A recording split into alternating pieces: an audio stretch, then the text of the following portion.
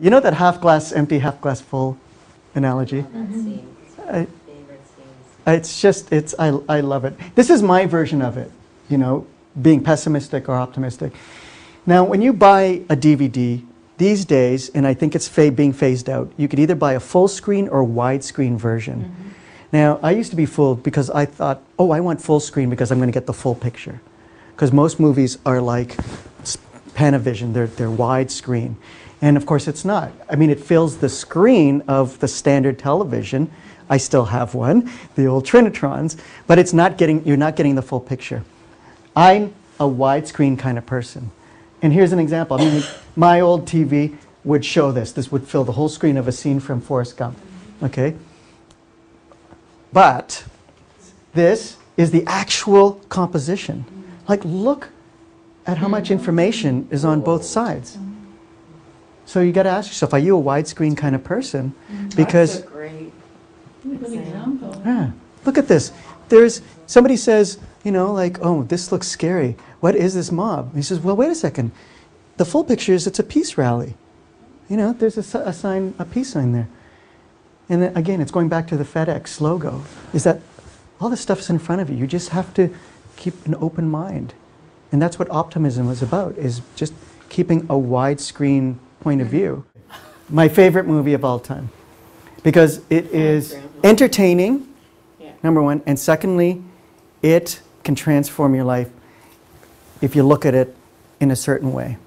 It's a magical movie of how you can transform your old destructive mindset through repetition, and how this person, Phil Connors, was he's just a horrible, self-centered person, and how he realized that in order to get what he truly desired, he had to deconstruct his way of thinking.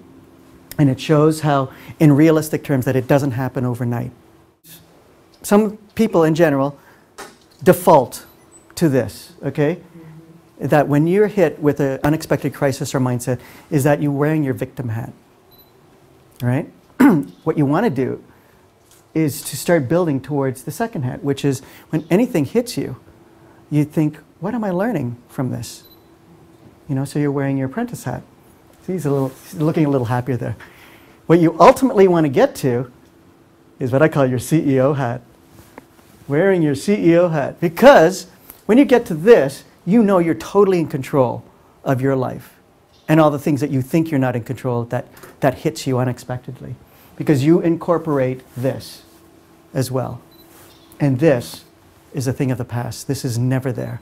But you can understand that because then you recognize that hat from other people.